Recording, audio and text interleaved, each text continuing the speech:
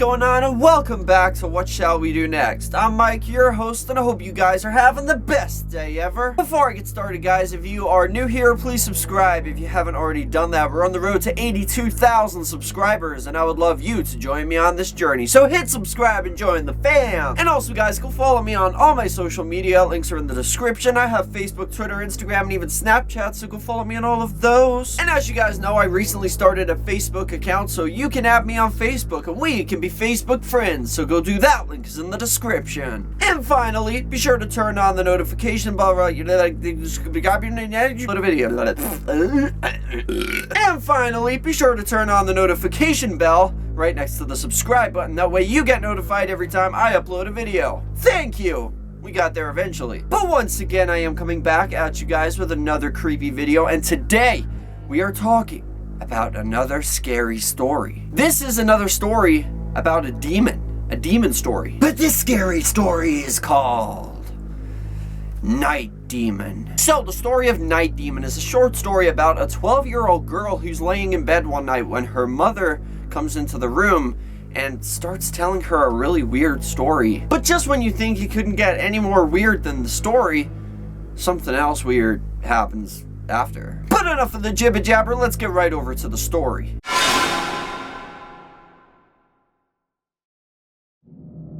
Once upon a time, there was a pretty little princess who lived in a castle, and she knew the Muffin Man.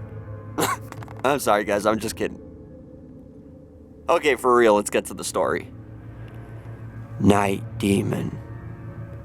When I was 12 years old, we lived in a really old house. It was at least 200 years old, and there were always rumors that it was haunted.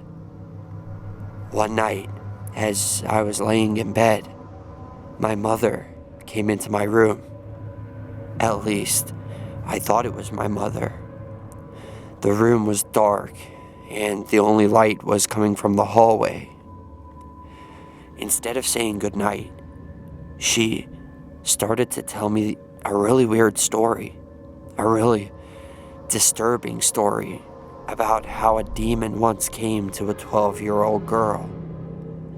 She said that the demon came at night, crawled up next to the girl, and began growling in her left ear. She told me the girl said the Lord's Prayer over and over, and eventually the demon did go away. I remember just lying there, looking at her, and was wondering why she was telling me this story, especially right before I went to sleep. She was really freaking me out. Eventually, she finished the story and just got up and left without saying anything more. I lay there in the darkness, trying to figure out why my mom would say those things. I tried to put it out of my mind and concentrate on getting comfortable and falling asleep. All of a sudden, I heard the most awful noise I have ever heard in my life. It was in my left ear. I couldn't tell if it was human or animal. It was a guttural, grating, growling, scratching, screeching, moaning sound that left me terrified. I was too scared to move. I was too scared to breathe. I was paralyzed by fear. I wanted to scream, but I was afraid of what might happen if I did. At that moment, I thought of the Lord's Prayer and started reciting it in my head.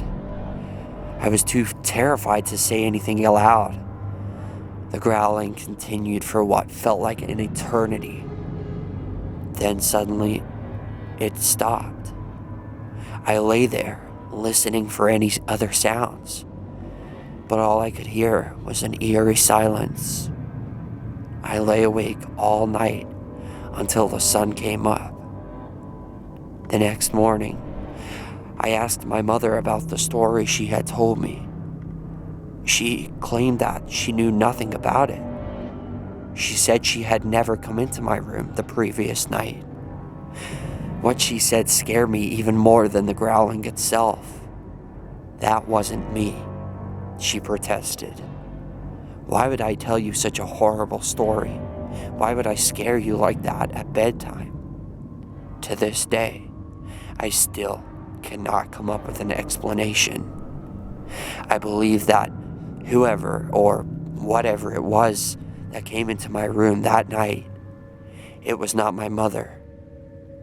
I think it was her doppelganger or a protective spirit disguised as her, trying to warn me of what was about to happen, trying to tell me how to save myself from the demon that was about to come for me.